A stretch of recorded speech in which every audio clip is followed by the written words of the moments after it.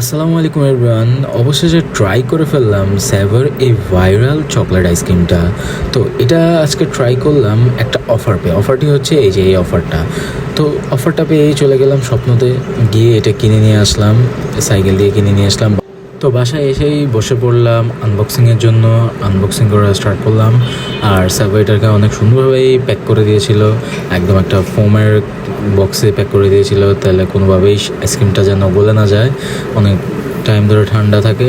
আর দেখেন একদম fully chocolate ক্রাস্টের loaded ছিল, একদম সব পাশেই চকলেটের গুঁড়াগুলো ছড়িয়ে পড়ছিল। আর যেহেতু সাইকেল দিয়ে আনছিলাম তাই এই অবস্থা হয়ে গেছিলো টুকটাক একটু। তো একদম ফুললি আশেপাশে পুরো সাইডটাই চকলেটের লোডেড ছিল।